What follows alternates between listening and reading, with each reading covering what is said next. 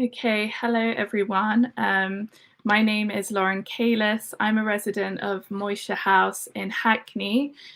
So we run a Jewish community house running events for young Jews in the area from ages between 22 and 32. So we host a wide range of events for our community that we've built, including Friday night dinners.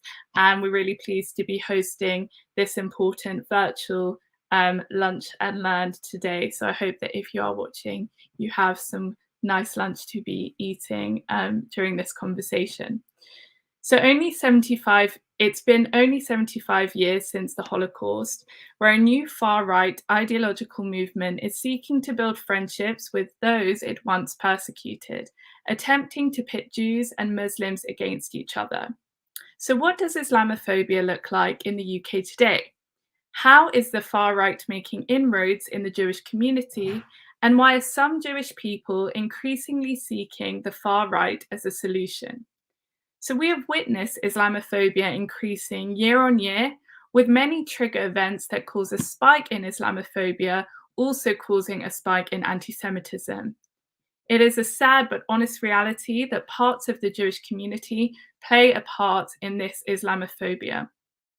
Instead of turning a blind eye to this uncomfortable reality, we will be discussing Islamophobia today openly with two experts from the Muslim and Jewish community.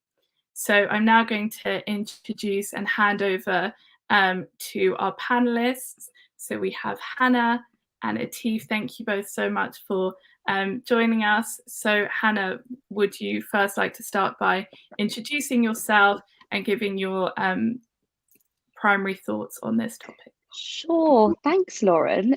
Thanks so much for running this event and for organising it and for that introduction.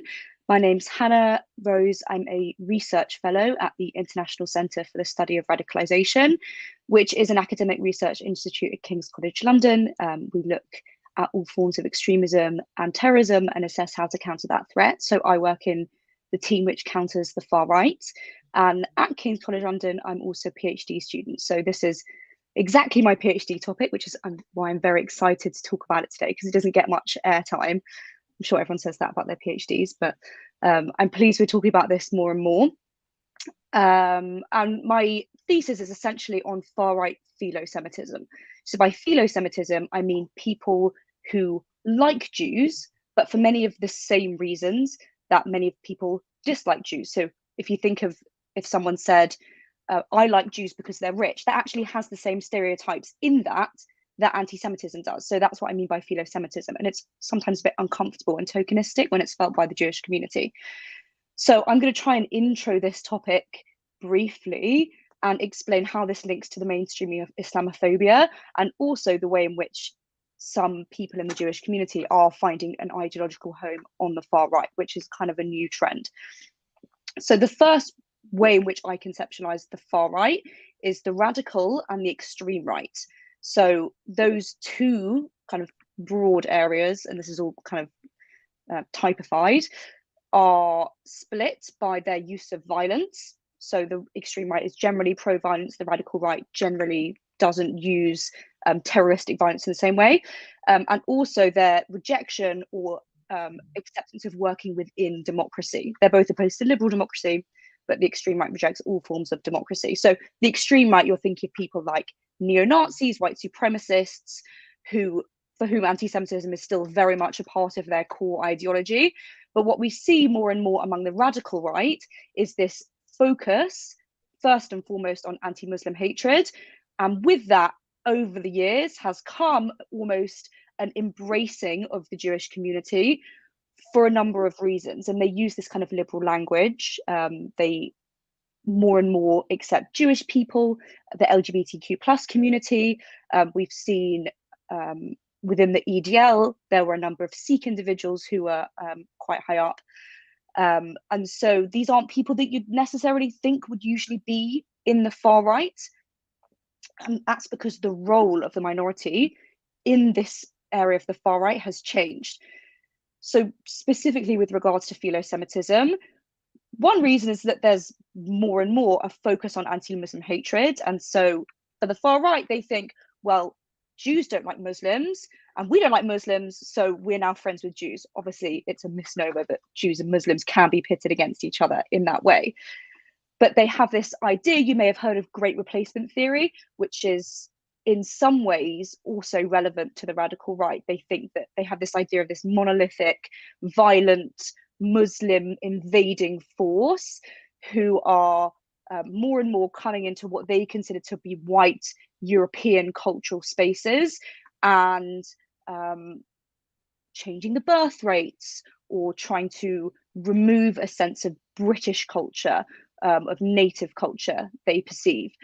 So that's the threat that they see, and they see Jewish people as on their side more and more. So they express this in a number of ways.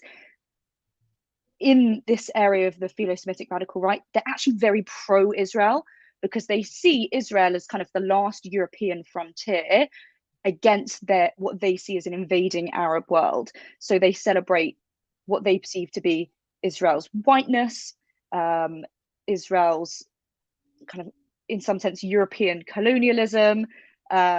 They perceive that Israel is very militaristic and they like it in that sense. Ironically, not ironically, those are the reasons why Israel gets a lot of opposition from other parts of the political spectrum.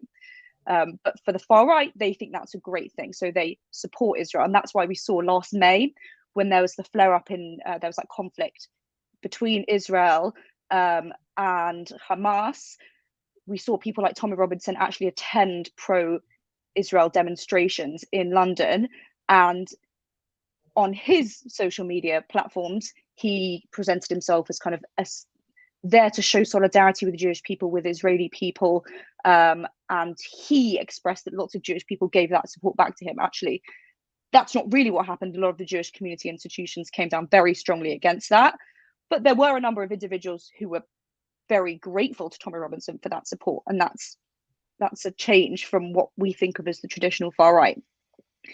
But this kind of Jewishness that the radical right use as their basis for being philosemitic is not necessarily how Jews actually exist. So as we know, the Jewish community is extremely diverse from left to right, from all expressions of religious tradition.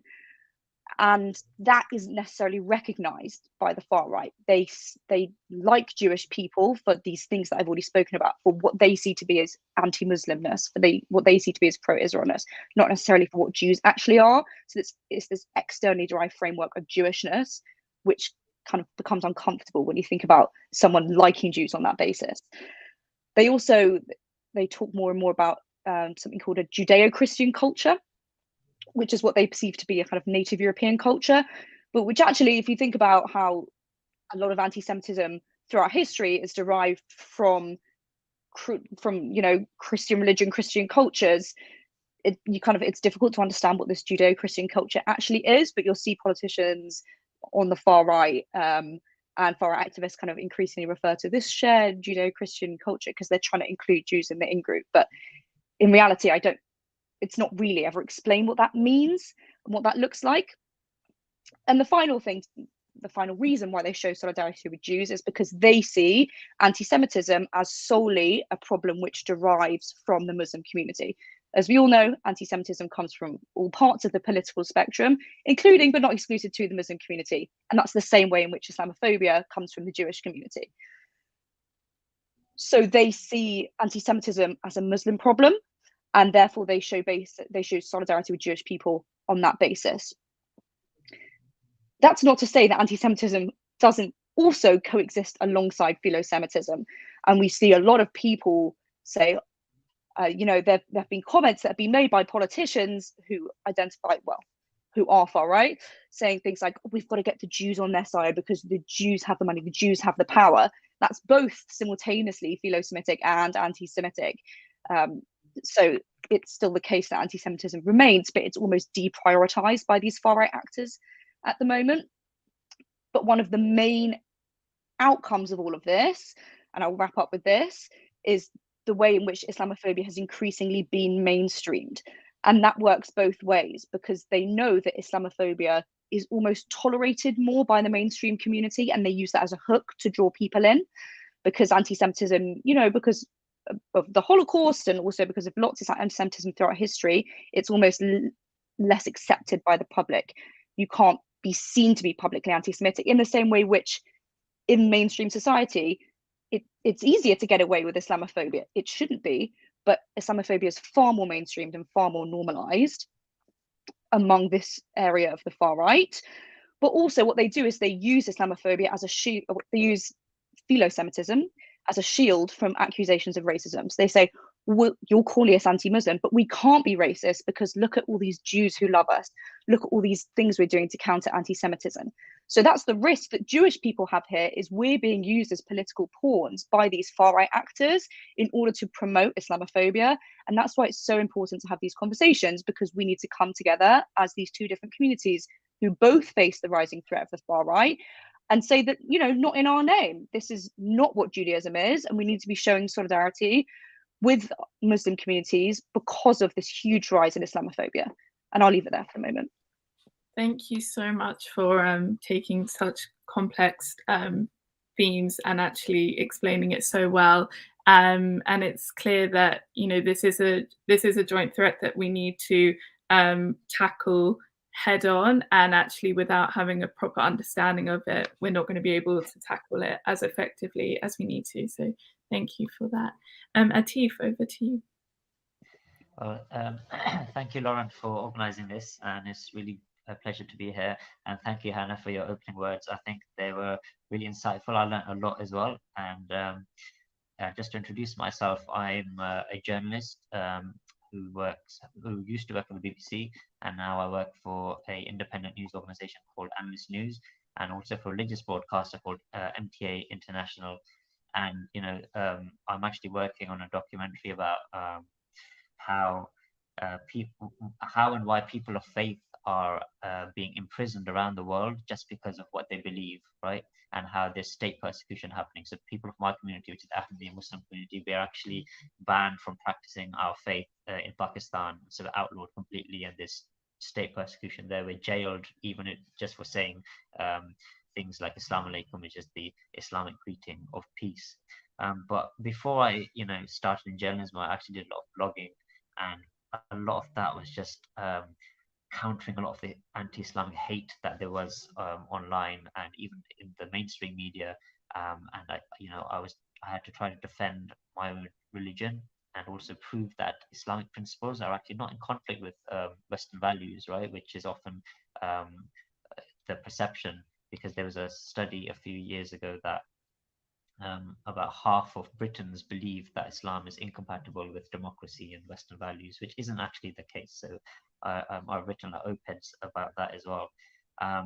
And, just as you've spoken, Hannah, that, Islamophobia has been normalized and it seeps through society today, whether that's in politics or it's in the mainstream media or it's just in the public psyche. And, a lot of that I feel is because, when you think your identity is under threat, you seek radical means to preserve your culture and your core beliefs, and you kind of take someone as a scapegoat. And that's always been the case with minority groups, whether it was Jews in history, or whether it's Muslims today, or whoever else it is, but that's why I think it's so important for us to meet on these kind of platforms where our commonalities are emphasized and understood, and that should be made the basis of mutual understanding and cooperation. And I think interfaith cooperation like this is so important and fundamental. And I think that's one of the best ways to counter the far right, because when they see that their aim is to divide and to cause this division, but when they see that faiths are actually uniting against these kind of hate speech, then I think that really puts a barrier in their objectives. And like you said, Lauren, it hasn't even been a century since World War II, and I really feel that we're forgetting the same lessons, those lessons of World War II, which are just whenever people say, "Oh, let's not forget, never again," I feel like, look, we've already forgotten, and those same things are happening already all around the world. And hate speech is being allowed to flourish. Racism is rapidly, rearing its ugly head again. And perhaps they never went away. Perhaps those prejudices practices still existed. That's something we need to self-reflect on. But I think in any case, this is a time which calls upon us, people of faith, people who want to bring about unity and cooperation and mutual understanding, to come together and fight against those, force of evil, I'd say, who are trying to cause, chaos and disorder. And so I think really, I feel emphasizing those commonalities of all our religions can be a really effective tool in countering hate speech. Thank you, Atif, for those inspiring words, and just emphasizing the importance of why we need to have this conversation and continue these conversations in our communities. So Hannah, when looking far back and even not so far back into Jewish history, we can see time and time again that the far right is deeply anti-Semitic, amongst many other things. So why are some Jewish people increasingly seeing the far right as a solution, as their ideological home? Yeah, it's a great question. It's not super easy to answer. I guess the first answer should be because they're also people, and the same drivers which drive far-right attitudes among the wider population, you can also see that among certain areas of the Jewish community. Some of these being ideological, so that's radical anti-leftism and the way in which that is currently being emphasized within the far-right movement. Anti-wokeism, which again is, particularly in the States, quite a strong driver of far-right radicalization and a key ideology among these sectors of society at the moment. And that comes with this kind of anti-mainstream media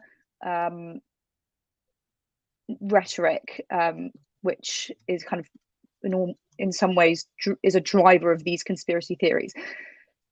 I think when we look at conspiracy theories, it's very easy to see that line straight towards anti-Semitism. But for example, if you look at these kind of anti-vax demos that are going on at the moment, many people who walk in those demos and express anti-Semitic comments probably don't even know they're doing it. If a lot, and there's all these dog whistles like anti-globalism, and kind of using people like George Soros, who's a Jewish philanthropist, but it's kind of this icon of everything that's wrong in the world for many people on the radical right. So we know that to be anti-Semitic, but for many people, they almost don't consider themselves to be anti-Semitic or see that as an anti-Semitic expression.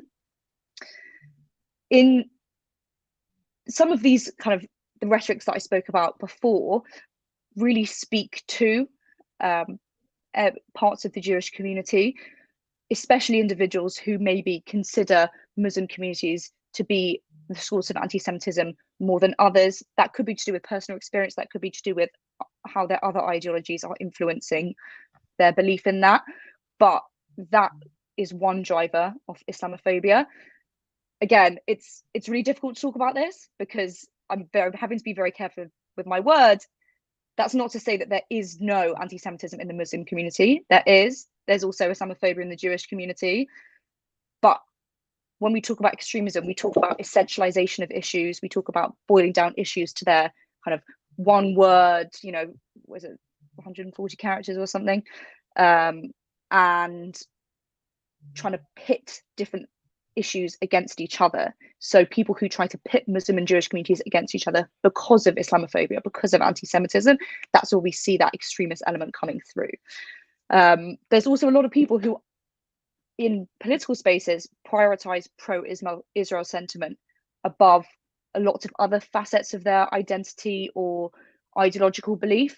And so in that regard, I've had it said to me before, why don't we like Trump? Trump's so good on Israel. Trump moved the embassy to Jerusalem. But, being good on Israel, whether you believe what he did was good for Israel or not, is the first thing to say, is for some people being prioritized above absolutely everything else.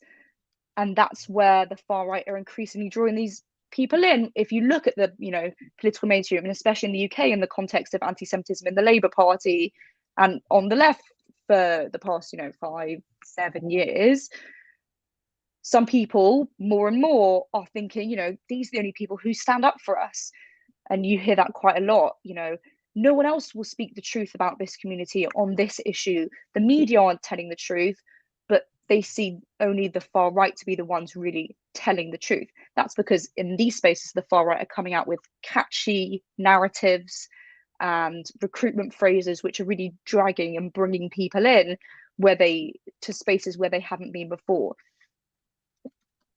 On the far right, I think people think about extremism or terrorism as active, not that we're necessarily talking about terrorism in this situation, but active within specific groups. So how you think about, the BNP back in the day, they had a leader, they had members, people voted for them. That's not really what the far right looks like anymore, particularly in the UK after the breakdown of the BNP. There's lots of it's more this ideological nebula, particularly online, with people adhering to some ideas, some narratives, but not others. It's not as controlled from the top down as it used to be.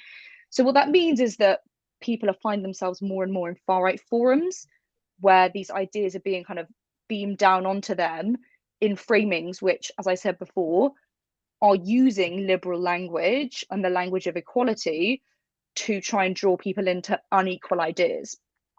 And everyone is vulnerable to that, not just the Jewish community. But we see more and more within the Jewish community, not just, as you'd imagine, the EDL Jewish division. It's not always that stark. It's people who take these anti-Muslim narratives that they've seen, take these conspiracy theories about Muslim people and start to buy into them more and more. To do with Israel, to do with anti-Semitism, to do with being a part of this Judeo-Christian culture where they see themselves. And it's not always easy to spot that or name that when it's not a part of an organized group, but it is happening more and more, and it does need to be called out with the same regularity and vigor as we do with all these far right groups. Thank you so much, Hannah, for that insightful thoughts on that question. So Atif, if we can go now to you. So with both the Jewish and Muslim communities, as we've discussed, how they suffer and are weaponized by the far right, how do you think our communities can work together to tackle these joint and growing external threats that we face? Yeah, I think, well, mainly by doing things like this, by doing collaborations and by meeting those of different faiths and by joining, hands to fight the common enemy and that common threat we have. And in fact, there's a verse in the Holy Quran which says that, say to the people of other faiths that let's come together on those things that unite us, those commonalities, because there's definitely way more in common that we have and way more that unites us. And we've got a bigger threat facing all of us than our own differences within our own different communities and religions. But I do feel that, we need to have more conversations like we are having now, but also to just open up our hearts and our minds towards, understanding those of different faiths and learn about them. I did a podcast, which you know of, Lauren, for the UN Interfaith campaign, which was about reformed extremists and their journeys and what made them turn to a life of radicalization and how they got into that life, and also then what led to their reformation. And what pretty much all of them said was that one was that they traveled and saw people of other faiths and the cultures, and that opened up their mind. And also that there was specifically a person I spoke to called Yossi Klein Halevi. He's an Israeli Jew who's living in Israel. And he used to be a teenage extremist, right? He used to hate the world. He used to think the whole world was to blame for, the Holocaust. And he thought everyone was against, the whole world was against Jews, even Muslims, Europe, everyone. And he had this really hateful worldview. But then what happened was he actually went to Jerusalem, and he spent time with Muslims. He spent time in mosques, and he ended up, he actually said that he ended up loving Islam, right? He still has a very, very strong Jewish Israeli identity, but because he spent time with Muslims and visited their mosques, and he realized then, and the Imam actually told him that, Muhammad and Moses are not at war with one another. it's their followers who create conflicts, right? The founders of our faiths, they were like brothers, right? They preach the same message of the same God essentially, and it's just the followers later on who are causing conflicts. But stories like his are really inspiring and show how effective it is when you just take the time to understand somebody else, to have a conversation with them, to go to their places of worship and to collaborate. But also, I think, like Hannah said, the far right and these extremists, they have quite social media savvy sometimes, and they have very catchy taglines and things, which can be very appealing for vulnerable young people who are frustrated with the world. So I think we need to, take something from their playbook and have better campaigns and better kind of messaging for our own youth as well and our own communities, which shows that we are united and we all believe in God. We all are people who are seeking to build peace and bridges, rather than allow those few elements of extremists to kind of cause that chaos and disorder and that hate that they do. So I think it is really just about having more events like this and continuing that conversation and making it acceptable to find out about different faiths, right? Because often sometimes it's as if you're going to a mosque or if you're going to a synagogue or a Hindu temple, it's like, oh, you're going to be you're kind of betraying your own faith, and to preserve your own faith you have to stay in your own clique and things. But I don't think that's the case at all. But at the very base level, we're all human beings, right? And we have to live together, we have to work together, we have to we share the all the resources of the world, and we share one planet, right? And I think we have to see different religions as just different paths to the same ultimate goal and end, and the same God, right? Rather than conflicting and competing ideologies. So I think these are some fundamental ways which we can use to promote social cohesion and work together in countering those common threats that we all have. Thank you, Atif, for that, and I think a really important point about the need of being one step ahead of how extremists are trying to recruit people and to radicalize them in online and physical spaces. Hannah, do you have any thoughts on this?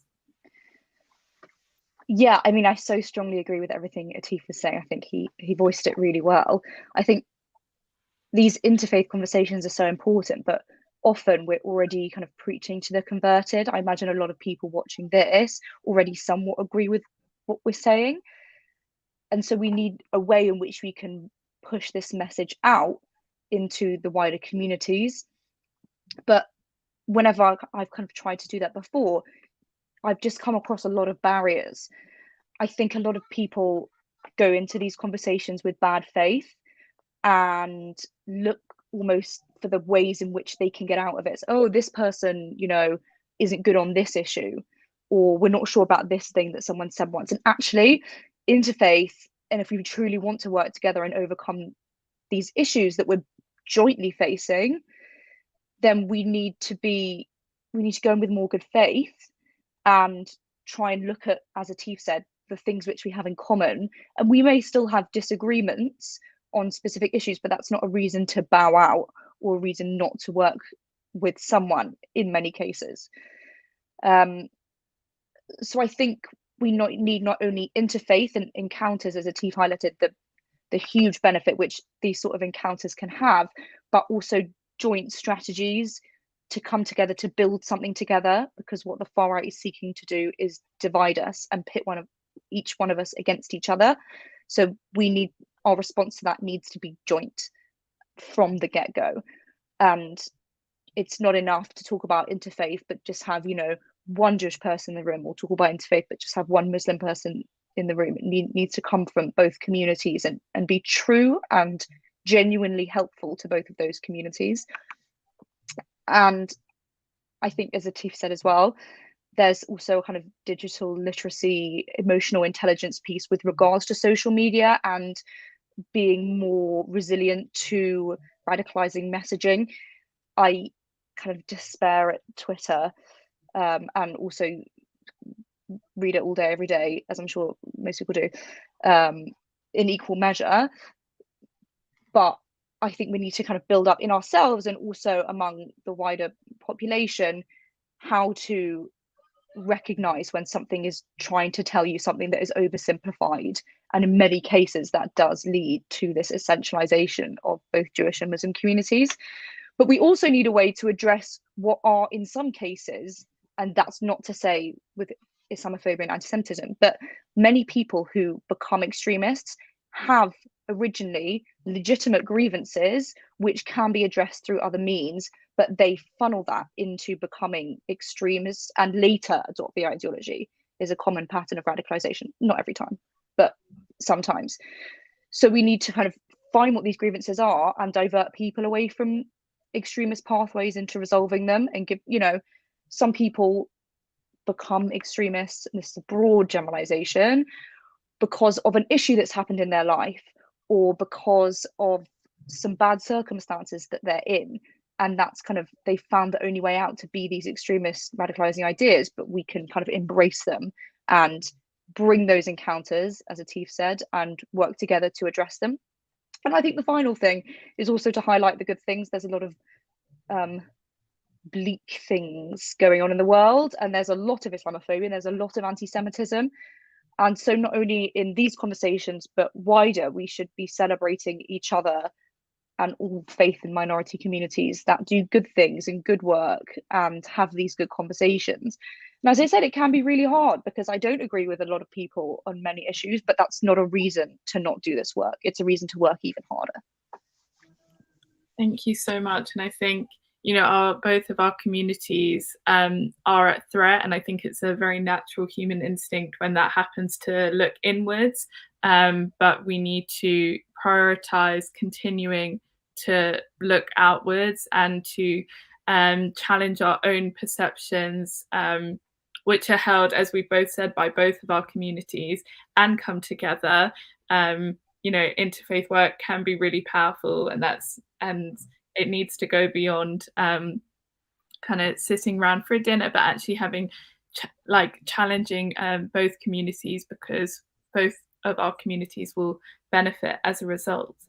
So Atif, I wanted to come to you. So Islamophobia and anti-Semitism can often be at the root of hate and a key part of extremist far-right movements. So as we've discussed, but it's these same movements which can also attract members of our own faiths. So what role do you think we have, and what can we do to promote social cohesion and to tackle extremism within our own communities? Absolutely. And I just want to jump on the last point as well, which was very well made by both of you, that, it's also okay to disagree and have disagreements, right? But as long as you're having that conversation, and as long as it's respectful and you're agreeing to disagree, or you're just trying to understand, it is fine to have disagreements, and it's fine to have differences as well, as long as it's done in a respectful manner. And I think that's what needs to be emphasized much more, that, we should have this open dialogue and things. But look, in terms of your question, like, extremism exists in every single community. We can't just say that, it's within the Muslim communities, the Jewish community, or in the Christian community. It's in the people who don't have any faith either, right? There's people who are nationalists, right? There's people who are political extremists. And so it's a human problem, and we need to see it as that, and not just a religious problem. I think it's the whole media narrative as well, which has kind of framed it as a religious problem a lot of the times, where terrorists are often labeled as a Muslim, and in fact mostly a Muslim, right? And when it's not a Muslim terrorist, then it's usually gunman or something like that. And there's many examples of this. And I've always thought that Muslim extremists would make very good friends with Islamophobes, because they essentially believe the same things about Islam. That Islam is a violent religion, it's oppressive, it's a terrorist religion, right? They have the same kind of beliefs, and so it makes sense for them that they would be quite good friends, right? And I think that's where we need to be clear about our own faith and our own beliefs, and be able to tackle it from a very early on a stage very, very early on. But in terms of tackling extremism within our own communities, you can see, obviously the Muslim world is very, very large, and there's many, many different sects. But I do believe we need to go back to the core principles and teachings of our faiths, our fundamental principles, which is what the founders of our faiths taught and preached, which is essentially of peace, humanity, charity, love, and that we are all one under God. And I'll give the example of my own community, which is the Ahmadiyya Muslim community. We don't have any case of radicalization, and because we have a structure and we have clear guidance and messaging right from the outset. So we have a youth organization which has role models at every stage. So there's local, regional, and national leaders who serve as role models.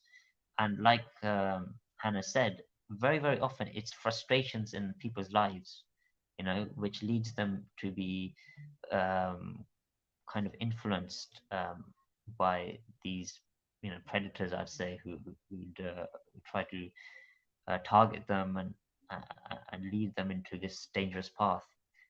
So a lot of it is just solving those frustrations and giving people and young people hope and a purpose, and also clear messaging and guidance. So because at that age, you're really impressionable, and you see your identity under threat. You see that, Islam, how that's being treated in society, in the media, and by politicians.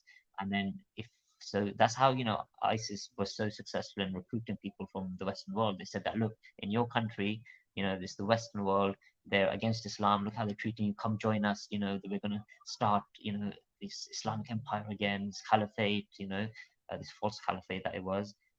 So it kind of gave them this false sense of hope. But we should be the ones who are giving them a true sense of hope and teaching them like how being true to your religion is actually much more better for you in the future and going forward. And going back to my community, we have one leader and one clear messaging, and they're taught, and all these principles are instilled in them at a very young age. So we emphasize the teachings of Islam, like, love and loyalty to your nation is part of faith, right? And so in our meetings, we pledge allegiance to not just our faith, but our country as well. And in our events, we have our own flag, but also alongside that, we have the British flag or the flag of whatever other country there is. And then even things like jihad, which has been completely misconstrued these days, we show that jihad actually just means a struggle, and the primary jihad is a personal struggle, right? The personal struggle of every person of faith against his own, ego and his own Satan within himself, and to purify yourself, right? That's the big struggle, and the big and the true jihad of every believer. So I think, you have to start very early. You have to have clear guidance and messaging, and I think that's a big issue facing the Muslim world, where a lot of Muslims are unsure of their own beliefs and teachings, right? It's been very, very convoluted. There's different ideologies within our own communities, but we have to go back to the source, which is the scriptures of our faiths, because we know that the prophets, they taught a message of peace, of love, humanity, of acceptance, of tolerance. And so even the Holy Prophet, I tell people this all the time, and my community always emphasizes this, is that he was very, very pluralistic, and he and Islam itself, teaches that all religions are from God and true. And we give the example of Prophet Muhammad, that once a Christian delegation came, and it was their time for prayer, and the Prophet said, you don't have to go, you can just pray in my mosque. So they went, and that Christian delegation ended up praying in his mosque. And also there's an incident when there was a funeral of a Jewish person, and the Holy Prophet stood up in respect, and his companions were like, oh, but Prophet, he's a Jewish person, right? But the Prophet said, was he not a human being, right?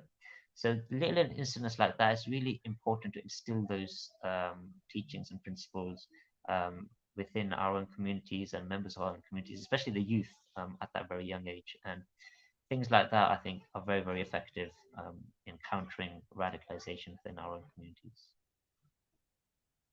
Thank you so much for that, Atif. I think actually at this stage, if we can go to Hannah with some takeaway messages from this talk? Yeah, just unmuted. Yeah, I mean, I think we've kind of, over the last few questions, actually all settled on what we think are those key takeaways. And I think sometimes when we're talking about issues of extremism and racism, it's very difficult to find a nice positive thing to end on. But it's these kind of conversations and these kind of pledges that we're making to each other at the moment, which can be the starting point for ourselves and for people watching this to build the type of narrative and the type of society that we want to see. And I agree with Atif. I think all good things start with youth movements and communities like that. And you know, these can be our strength. These are our sources of inspiration and of faith. And through these means, we can kind of pledge to ourselves that even when it's difficult, even when we don't agree with someone, this is imperative for not only ourselves as minority communities, of communities of faith, but for society. Societies are increasingly fractured and extremist narratives are increasingly winning. And, you know, we don't just counter this extremist threat through, you know, through police, through policy. It's a grassroots issue, and we need to change society from the bottom up by having difficult conversations, practicing these, you know, these narratives and these ideals that we want to live off. And you see a lot of rubbish on Twitter, on social media, and on the news, and we need to try and overcome that, and, you know, say to ourselves every day that this is important work, and despite all this rubbish, or because of it, we need to do even more, meet even more people, have even more conversations, have even more good faith. And if we can do that just a bit ourselves, then I am quite hopeful for the future. Thank you, Hannah and Atif, so much for your insightful and thoughtful and optimistic comments on a very depressing issue. You know, when world events and the media and community leaders can so often work to pit some communities against each other, I think it's so important that we're one step ahead with a stronger message, with a clearer message, and working together to bring our communities together. We have more in common, and that is the most important thing. So thank you both so much again. Thank you to everyone who has been watching this. If you would like to find out more about Hannah and Atif's work, please send us a message. And also, if you've kind of heard this and would like to get involved with positive interfaith work, also message. And I want to give a shout out to an organisation called Shout Out UK, who are doing lots of work with young people on political literacy and kind of relative topics that we've been speaking about today. So there is a lot of positive stuff happening, and please be in touch if you want to find out more information. So I hope everyone has a good rest of their day. Thank you for joining us.